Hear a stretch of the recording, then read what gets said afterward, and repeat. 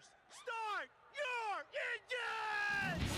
It's MRN Motorsports Monday, the place for the latest news and loudest opinions, direct from the guys at the track. Presented by Outback Steakhouse.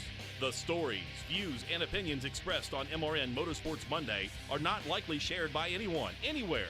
Results may vary, so you should talk to your doctor before watching. What's up, Doc? Today's episode is brought to you by Hercules Tire. Pace car is a... Here's Woody Kane. Oh, boy, am I glad to see you guys! I knew you'd come back, Woody. And Joey Meyer. Just a reminder, if you're asking me a question on the radio, just keep talking till I answer it for you, all right? Welcome to MRN Motorsports Monday, presented by Outback Steakhouse. I'm Woody Kane. He's Joey Meyer, talking about the weekend that was at Pocono and Iowa. Kyle Busch breaks a year-long winless drought by going to victory lane for the first time at Pocono Raceway, and now only Charlotte Motor Speedway remains on his list of tracks at the Cup level that he's not yet had a win at. Ryan PREECE wins the race at Iowa Speedway, and we had a truck race where Christopher Bell just continues to be red hot in the series, and he's the point leader now, and it looks like everything is moving in his direction. Still some time to go, but right now he is on fire. So a good weekend all the way around, and Kevin Harvick with another top 10 finish. What does that mean? I'm hungry. It means you're hungry? It means I'm hungry. Well, you can be hungry whether he gets a top 10 or not. Bloomin' onion time There today, it is. Monday. Free bloomin' The onion. Joey. Ordered off the diet menu there at Outback Steakhouse, the Joey menu, lower calorie intake for the kids and growing adults. There you go. So go by and tell him Kevin Harvick got the top 10. Give me a freebie, the free Yep. bloomin' onion at Outback Steakhouse. Yeah, had a good run with Kyle there. Him and Harvick did. He finished second. Kyle had the field covered speed-wise. Him and Truex had the field covered speed-wise in qualifying. They found a little more difficult to pass when they got back in traffic, but the strategy able to work out where Kyle had newer tires and got by those guys. It was interesting listening to the broadcast. A couple guys on the broadcast, including a past champion, said, "Oh, man, what's Kyle done? He's messed up. It's the wrong strategy." Whoops. Oh, no, it's not. This is working out pretty good. So it's interesting how, the guys that are down there on that pit box and they have all the engineers and they watch times and lap times and they know how much time they're going to pick up and so forth, to be able to see those guys fulfill their strategy, kind of like we did. We had good strategy with Paul Wolf to come back and finish top 5 with our guys, not having the speed to compete with the other cars. But a good day overall, and Kyle finally, one of the things he hasn't been able to do is execute a race from start to finish. Whether it's him or the team or Exactly some other right. thing that Yep. happens. Yeah. But the one thing that he's had, and we knew he was going to get to victory lane, those guys have had speed all year long. Sooner or later, that pays off Yes. when you wind up in victory lane, and they have been fast pretty much all year long. Kyle talked with our Winston Kelly in victory lane. Here's what that sounded like from Pocono.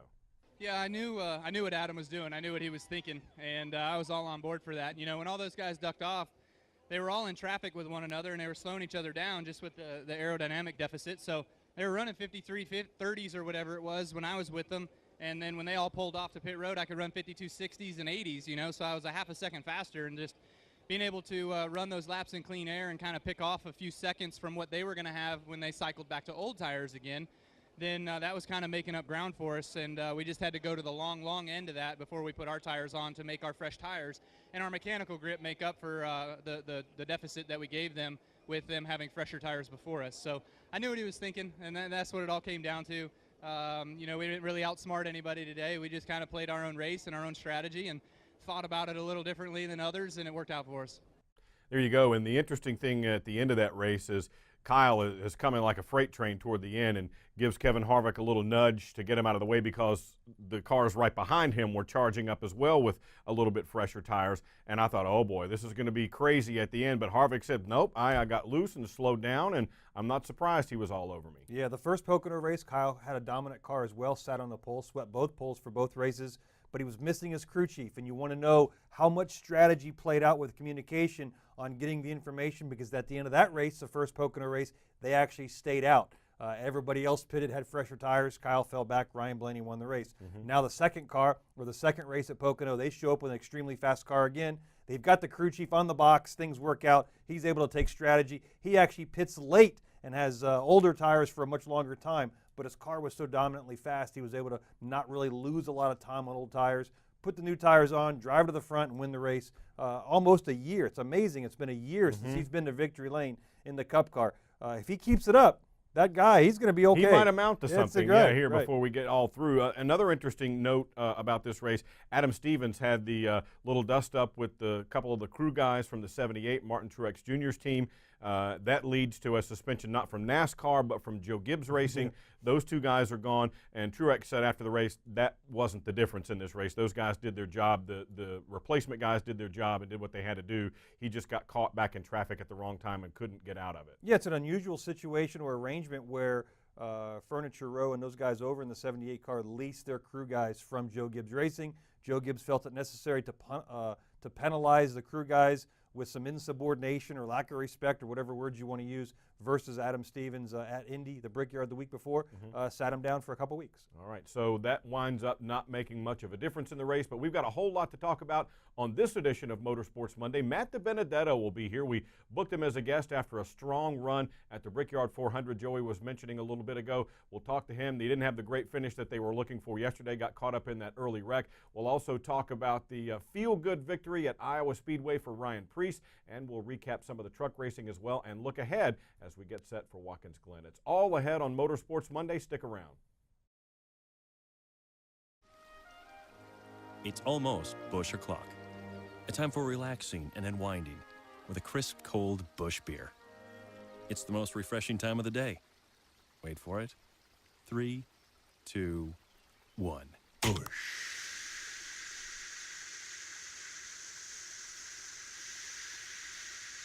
Crisp, cold BUSCH. Enjoy it responsibly. BUSCH Beer. Anheuser-Busch, St. Louis, Missouri. I'm not blooming good, I'm blooming great. Put a shrimp on the barbie and sizzle my steak. Woo, I'm on that onion to bloom, and it get in my senses like a sonic boom. No rules, just right. So bold, so nice, and I'm so ready for that Outback steak tonight. Outback Steakhouse, that's what it's all about. Outback Steakhouse. Blooming great! Where will you be when NASCAR comes to Chicago's fastest loop? 4 days of racing, tailgating, camping, and music come to Chicagoland Speedway September 14th through the 17th. Tickets for Sunday Chicagoland 400 are available now. Camping spots are available and selling fast. All kids tickets $25 off adult price and free on certain race days. Get your tickets and campsite now at ChicagolandSpeedway.com. Chicagoland Speedway, the Monster Energy NASCAR Cup Series playoffs start here. There comes the M&M's Caramel Toyota out of the Joe Gibbs Racing Stable. Kyle Busch into turn 3, free and clear of traffic. No pressure from behind. Into turn 3, right to the bottom of the racetrack. Lets it drift wide off of turn 3 for the final time. It's been a long, dry spell dating back to Indianapolis last year. Finally, Kyle Busch is going to win in the Cup Series and will score his first ever win at Pocono Raceway today. Kyle Busch gets the win. He's going to the playoffs for sure. That's the way it sounded from Pocono Raceway on the Motor Racing Network yesterday. Kyle Busch breaks a nearly year-long, or a little bit over a year-long streak of losing or not finishing in the first spot. I guess you could argue about whether or not second place is losing, but some say second is the first loser. But does it in fine fashion, and as you mentioned, they've been fast most of the year at most of the tracks, and something has jumped up to bite them. This time they finally didn't have any of that get in their way, and they go to victory lane. And the team has been fast enough to where it would be easy to imagine them going on some kind of a streak here toward the end of the season. Up to Pocono, if the playoffs started now. Oh boy, here we go. We were 6 races before the playoffs. Mm-hmm. Now we're 5 after Pocono. But before Pocono, Kyle was leading the drivers that hadn't won in points. Mm-hmm. Okay? He was like, what, 4th, I think, coming in. Correct. Overall. He was secure in his position making the playoffs, assuming we had less than 16 winners, which we haven't had yet in the playoff system. Now that he has that victory, he's solidly in the playoffs, and now he can start competing for a playoff berth seating position here in just a little bit. Because before, he was going to be behind everybody that had all the wins and he had none, but he was still going to be in. But now we have 13 drivers. We have 5 more races to go. There's an interesting aspect from it. We're going to have some really big-name drivers not make it in, but it's not going to be Kyle Busch. Yeah, and that's going to be a really good battle there from about 13th on through about 17th, 18th or so to see which of those guys is able to secure a playoff spot before we get finished here. And these next few races, I mean, we talked about this before. We could easily have a first-time this season winner at Watkins Glen coming up, and there are some wild card events on the schedule here that we could see a different winner as well. Dale Earnhardt Jr. is good at Michigan, for example. We could see a victory from him there. He's been good there before, but we could get to, I'd say 15. I don't know that we can get to 16. We might get to 15. So we have two different races. We have guys that have won races, and they're in the points in their seedings. Then we have the guys that haven't won in on points. You've got Chase, Jamie McMurray, Matt Kenseth, and Clint Boyer covered in 39 points separating those 4 drivers. Chase is the highest guy in points that hasn't won a race, and he's desperately searching for a win to secure his place in that playoff berth. But then outside, you've guys got like Joey Logano, who clearly could win at Watkins Glen. A.J. Allmendinger could clearly win at Watkins Glen, and that's really going to make a turmoil issue as we move forward with 5 races left, 4 after Watkins Glen. All right, let's talk a little bit of on-track, off-track, the portion of the program where we discuss some things that are going well and some that aren't going quite so well in the world of motorsports. Let's start with you. What do you got? Every once in a while, NASCAR serves up a ball and we whiff it. We would strike out and go back and sit on the bench. Yeah? This weekend, they served it up in the teams. It was a home run. 2-day shows were fantastic. We show up on a Friday afternoon. Nothing goes on at the racetrack, but the fans, we get to go to the race. They had truck race, practice, exactly. Yeah. But the Cup guys get to show up Saturday morning. They have 2 practices and then watch an Xfinity race or a truck race, whatever the case may be. And then we qualify on Sunday right before the race. We have a great race. The guys are there for 2 days. We're not beating these people up. The race teams loved it. The fans seem like they enjoyed the activities on Sunday and how busy it was on Saturday with watching 2 practices plus the truck qualifying plus the truck race. So it was a full event both Saturday and Sunday. It was one of 3 events that we're going to do with 2-day events. We have next weekend at Watkins Glen, and then a little later on the playoffs we have Martinsville. So a home run, out of the park, grand slam, walk-off, big-time win for a 2-day event. And the kind of overlooked part about this, I saw some social media traffic about it, especially on Sunday. What about the fan who buys this ticket and can only go for the 1 day and can't? They get a little extra value as well from getting to see qualifying on a Sunday. It's a good deal for the fan as well. Yeah, as much as we want to get fans to the track on Friday, a lot of people work for a living still. Yeah. Believe it or not, people are working for a living. I mean, there And are Friday, some that can do it, but you just can't get there on Friday, so you end up leaving work, and by the time you get to the track, you've lost that days of activity. Now they've condensed it where there's a lot of activity. Whether you show up for the truck/Xfinity on Saturday, you're going to see a lot of Cup activity, and then if you show up on Sunday, you get to see your guys qualify and set their pits up and prepare themselves for the race. All right. For me, on track was the feel-good victory by Ryan Preece at the Iowa Speedway. Here's a guy who's won a lot in the Modified Tour, has had a cup of coffee at the Xfinity Series level, had a full season there, as a matter of fact. He gets in good equipment with Joe Gibbs Racing and finishes second at his home track of New Hampshire, then wins at Iowa Speedway. Granted, it was very good equipment, but it's always cool to me to see a first-time winner and somebody you might not necessarily expect to go to Victory Lane. It was just a cool event to be part of, and the emotion that he had in Victory Lane was also just something spectacular. You never know when your pilot light is going to be lit as far as being successful. We have Matt Dibenedetto, who's been in the series for a number of years. His pilot light's been lit. He had a little bit of success in some good cars in K&N. He's trying to light his fire in the Cup Series now. He's in the series, but he's in an underfunded car. Ryan Preece took the opportunity. His pilot light was lit. It kind of started his fire. He's had 2 finishes, top 2 finishes, second and a first. He did exactly what he needs to do to light his fire and move forward, so some race teams recognize his talents. Before we move on to on-track, let's hear what Ryan Preece sounded like when he spoke with our Glenn Jarrett at Iowa Speedway. Well, I knew Kyle. He had a really good car in the long run, and I was just trying. I knew for 2 laps I think I could hold him off, and every time we kept getting cautions, it was definitely better. But he did a really good job. His car kept it clean. I kept it clean, and you know, right there I was a little nervous. He was right next to me, and I was able to clear him, get into 1, and I said, all right, you know what, I'm not going to give him a chance to get in there and get to me, so I just took the bottom, and man, this feels amazing. Ryan, several months ago, you got sponsorship. You could put you in another car, not as good a car, for several races, but you chose to roll the dice and run 2 races. You got a second and a first. I'd say that paid off. I hope so. You know what, but what I'm going to take away from this is I did it. I proved it to myself, and this is awesome. There you go. You can hear the emotion at the end there, and it's just a cool story to see that type of thing happening instead of the guy who was expected to win wins. You know, you just never know when your opportunity comes up. Years and years ago, a young kid from Rochester Hills gets subbed into a truck because the driver got in trouble. Okay, that driver steps out of this truck, a young kid hops in the truck, sits on the pole, and leads most of the race with a very good chance of winning that race at Memphis Motorsports Park. Young kid's name was Brad Kozlowski. Junior Motorsports sees that kid might have a potential. Throw him in an Xfinity car, BUSCH car back then, 2012, he's a champion. So it gives you an idea of what it takes to keep putting one foot in front of the other. Eventually, if your opportunity comes and you get to walk through the door, you better walk through it. You don't stand outside and stutter step. Ryan PREECE, 1 foot in front of the other, he walked through the door. That was great to see. Quickly, let's talk some off track, because I know you've got one thing that was a burr under your saddle. You know, when we go, now that we have all these fans, we've been begging them to come to the racetrack. Let's make it a little more entertaining and sociable. We sit around before the race.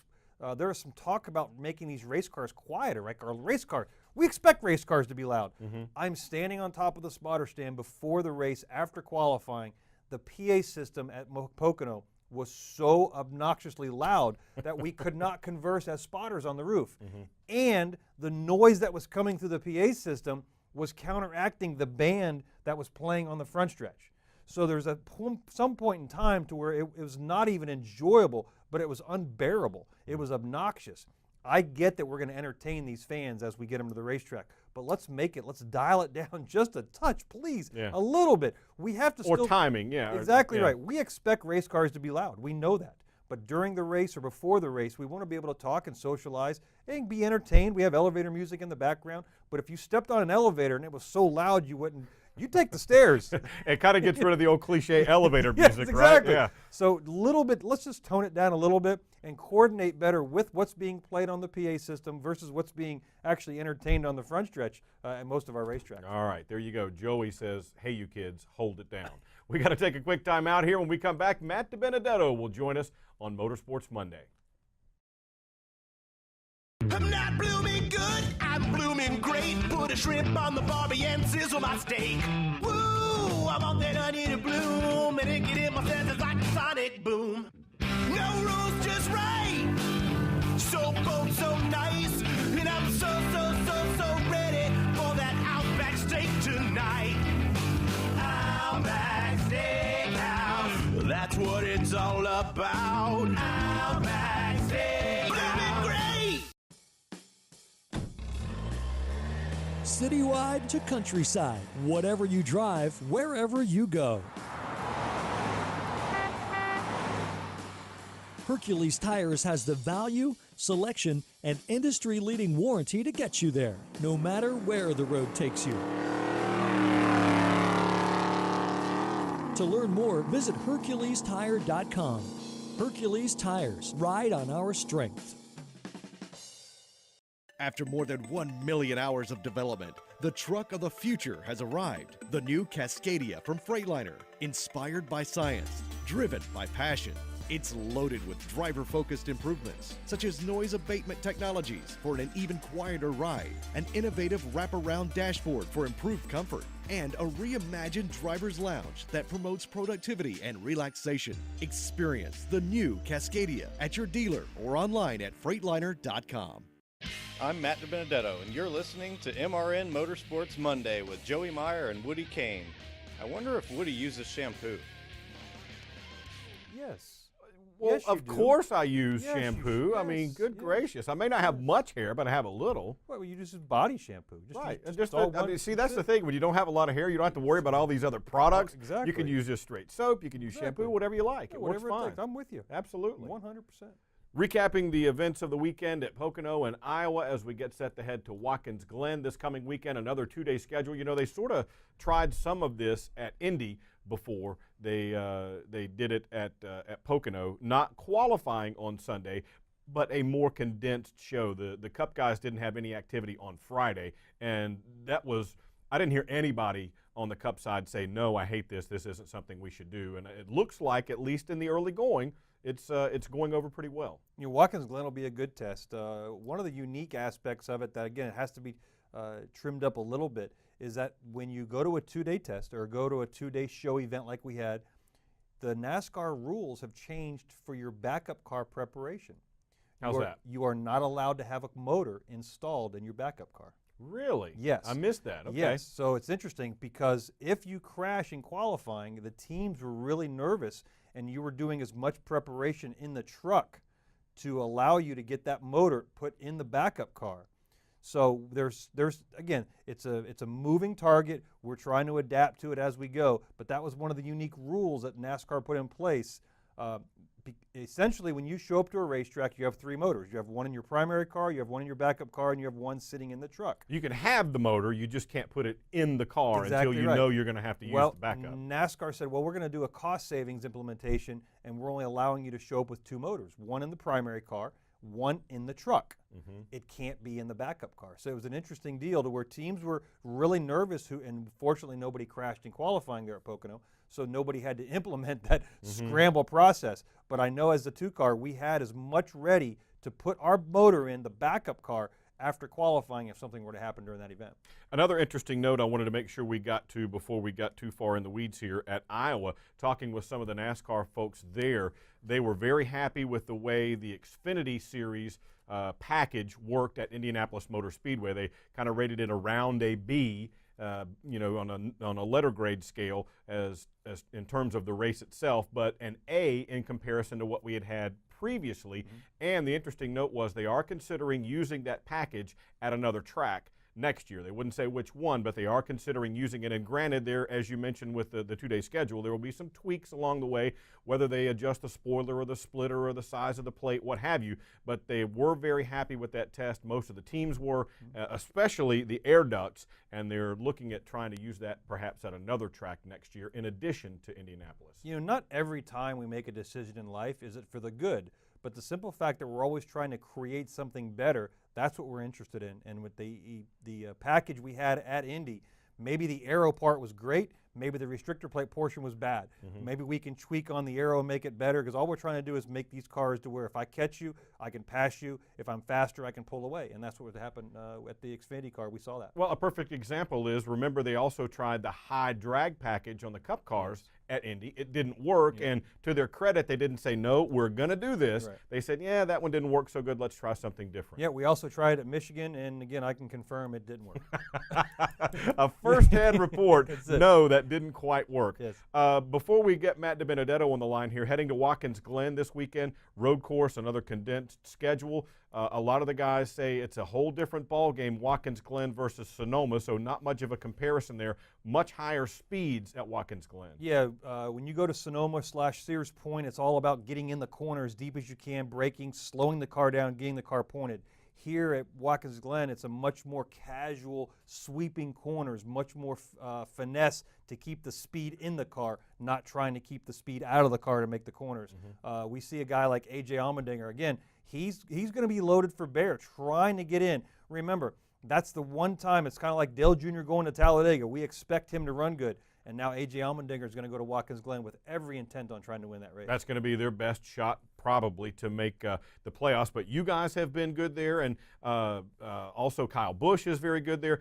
Again, before we get too far along, we haven't talked about Brad signs his new deal to stay with Team Penske, as does Paul Wolfe, so they're keeping the band together. And you've just signed, what, a new 20-year package? Absolutely, yeah. 80% raise or something like that? Well, whatever it takes. Our profit sharing.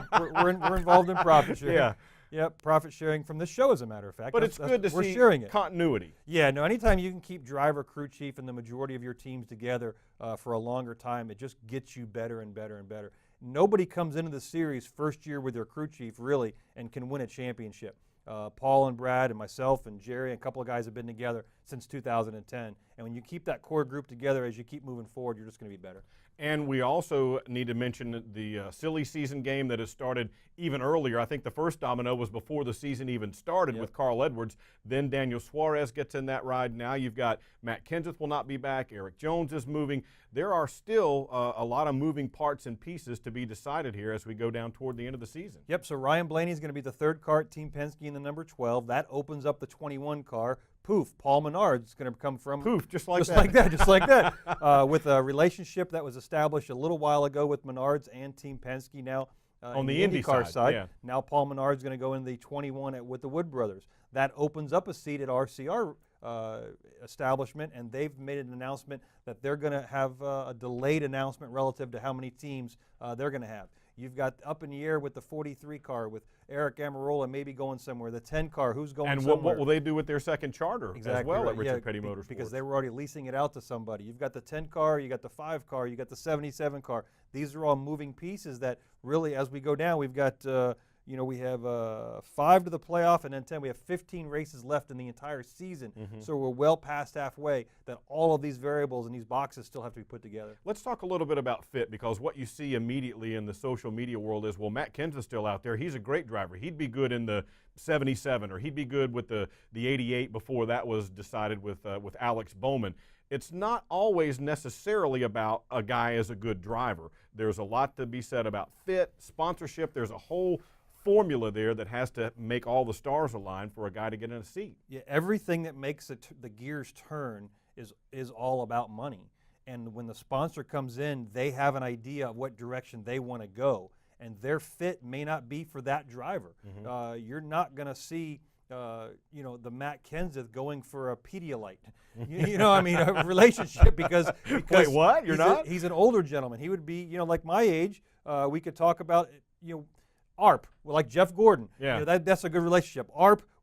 Jeff Gordon was a higher generation driver. ARP was a good relationship. You wouldn't find a Matt Dibenedetto being sponsored by ARP because that relationship just simply wouldn't work. So it's all about the coordination with the team, sponsorship, and then trying to find a driver that fits the mix. There are a lot of things that have to work out before a guy gets behind the wheel with any particular team, regardless of talent. All right, another break here on MRN Motorsports Monday. We've got a lot to come. Stay with us.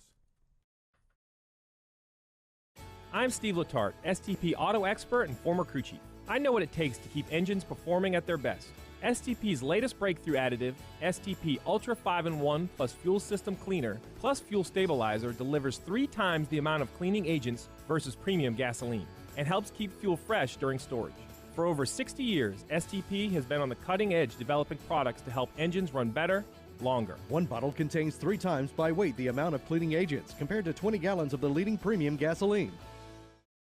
It's almost the most refreshing time of the day, Busch O'Clock, a time for relaxing and unwinding with friends and family over a crisp, cold Busch beer. Busch's roots are in racing, but whether you're enjoying the race or going fishing, nothing is better when it's time to relax than a crisp, cold Busch. It's Busch O'Clock, so grab a 6-pack of Busch beer for the cooler, start the grill, and relax. Enjoy responsibly. Anheuser-Busch, Busch Beer, St. Louis, Missouri. I'm not blooming good, I'm blooming great. Put a shrimp on the barbie and sizzle my steak. Woo, I want that onion to bloom, and it get in my senses like a sonic boom. No rules, just right. So bold, so nice, and I'm so ready for that Outback steak tonight. Outback Steakhouse, that's what it's all about. Outback Steakhouse, blooming great. Hi, this is Austin Dillon. Now back to MRN Motorsports Monday with Joey Meyer and Woody Kane. Back on the program now and joined on the guest line by Matt Dibenedetto, the driver of the number 32 machine for Go Fast Racing. Matt, not necessarily the finish you were hoping for yesterday, but you got to have the bad to know what the good looks like. Tell us what happened at Pocono in the early going there. I mean, gosh, it was what, lap 1? Yeah, definitely not the day that we were hoping for, which, man, it makes it so much worse, too, when it's a track like Pocono, because it's one of my top couple of favorite racetracks that we go to in the year. So that, and the first Pocono we broke, and then the second one didn't even make a lap. So I went into, just lap 1, doing a normal thing, past a few cars there at the start, and but, trying to just be smart on lap 1, not doing any crazy moves. And then went into 3, and Kenseth spun, and then the track was 100% blocked. Literally, I watched the replay about 10 times, and I was like, man, I really had no route, just nowhere to go. So it's that happens, part of racing. Just like my crew chief said, I tweeted after the race. He said, I was pretty frustrated. I get real upset or angry when that stuff happens. You just want to do good. And he said, yeah, that's racing, dude. He's like, sometimes you're the bug and sometimes you're the windshield. And today we were the bug, and at Indy we were the windshield. So it's part of it. Yeah, well, happy 26th birthday, by the way. You Yeah. celebrated that on Thursday, I believe. Is that right?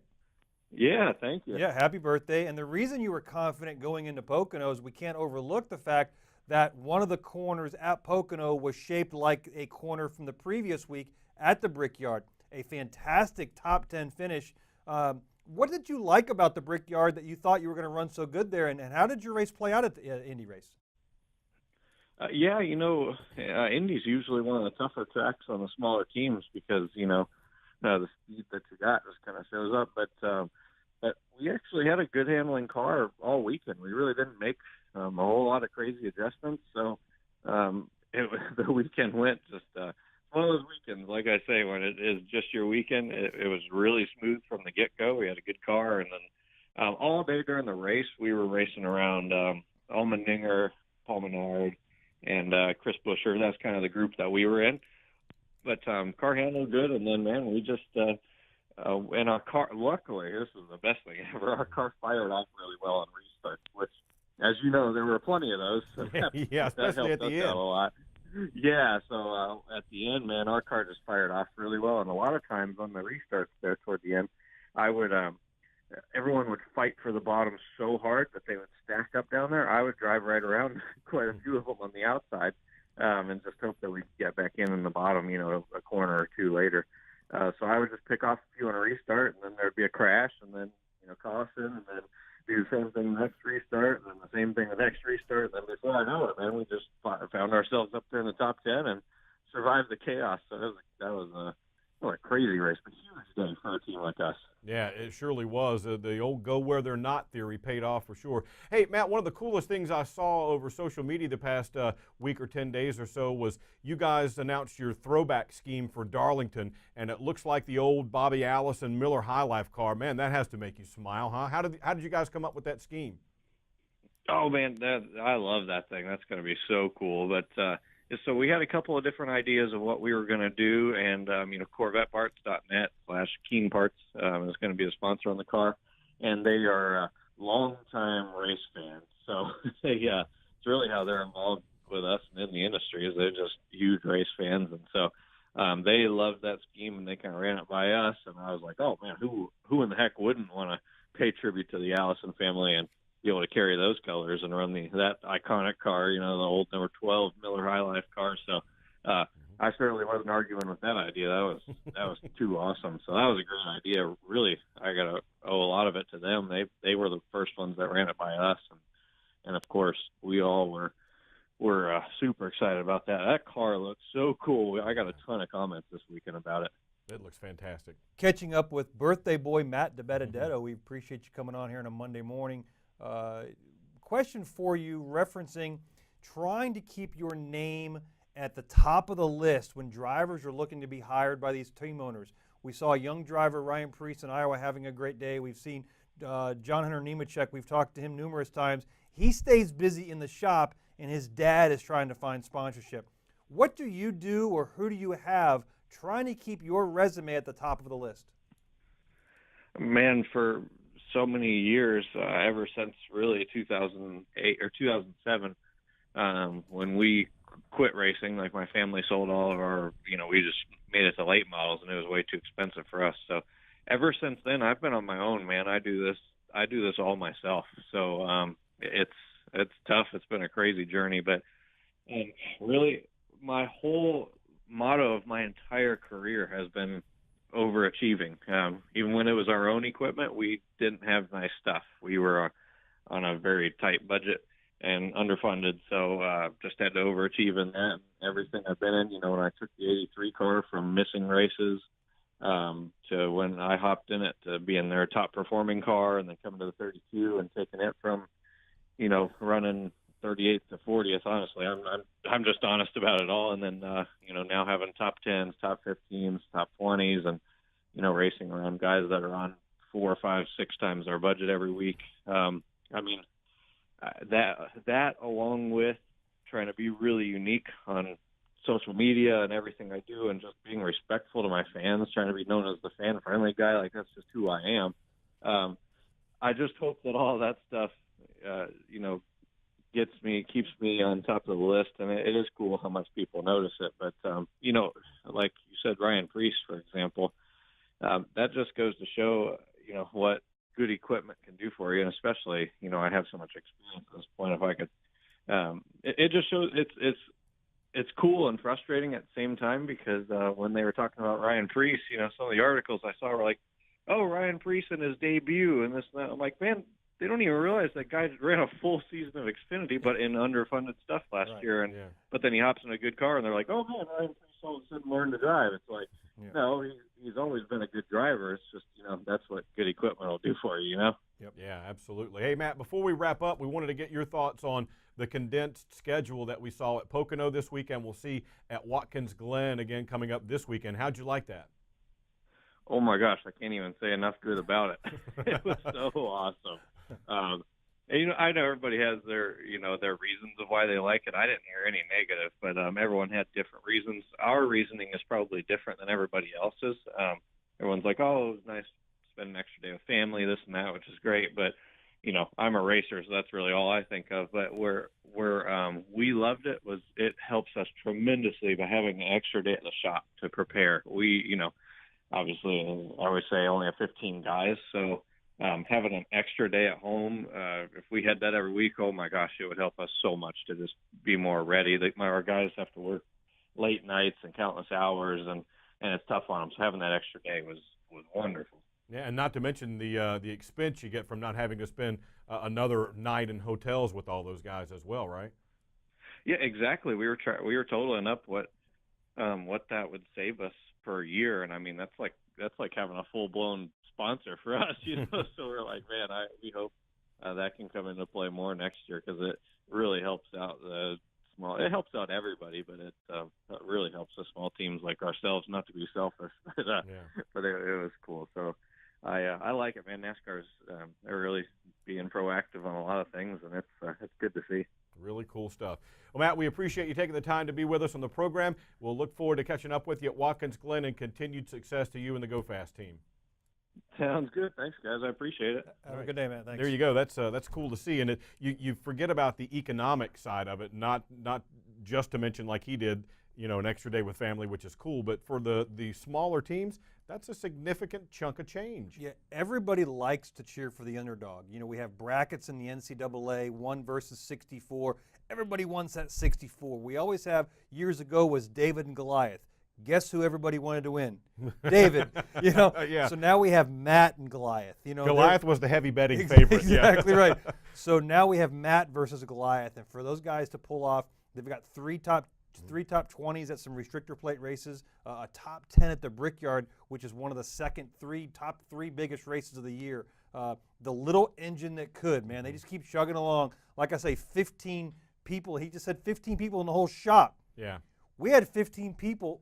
25 people at the racetrack for each team on the Team Penske. It kind of gives you an idea of what they deal with in the uphill battle they have. And when they do something well and they can culminate their entire weekend as they did at the Brickyard in the top 10, that's a win. Yeah, the struggle is real for sure. Heading to Watkins Glen this weekend. On the Xfinity side, we haven't spent a lot of time there. Who's going to be in the 22 this weekend? We're at Team Penske's actually running 2 cars. Oh, you are? Okay. Joey Logano is going to be in the 12 Snap-on car, going for 3 in a row, which has been cool. Brad's going to be in the 22 Discount Tire Ford Mustang with our opportunity not to break, and we were on the bumper of Joey Logano last year. Hope we can do that. And that'll be our last race in the Xfinity program this year. For Brad. For Brad, you mean. Yep. Yeah. It's going to be an interesting race as well. The condensed schedule, as we mentioned, for the Cup guys on Sunday at Watkins Glen. And this could be an opportunity for another new winner, so to speak, for 2017 to add to that list of 13 we've already got. Yep, so to keep everybody confused, Pocono's qualifying will allow us to pick pits at Watkins Glen. Watkins Glen qualifying doesn't really mean anything for picking pits other than you get to start there. So it'll be an interesting aspect. But again, we're going to have unique challenges with guys that are in the playoffs already. Guys outside the playoffs be looking for that first win. All right, don't forget, folks, we got a lot coming up this week on the Motor Racing Network. NASCAR Live every Tuesday night at 7 o'clock Eastern Time. And then this weekend, we'll have both the Xfinity and the Cup races at Watkins Glen. You can catch the full schedule at MRN.com. Don't forget, it's Bloomin' Monday because Kevin Harvick had the top 10 finish. Go by, tell him you heard about it on Motorsports Monday. I'm Woody, he's Joey. We'll see you right back here next week on MRN Motorsports Monday, presented by Outback Steakhouse.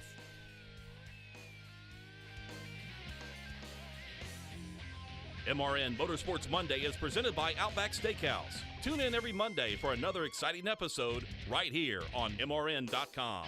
Brought to you by Hercules Tires. MRN Motorsports Monday is also available on demand in MRN.com's Media Center, on our Facebook page, on YouTube, and in iTunes or the Google Play Store. MRN Motorsports Monday is a production of the Motor Racing Network.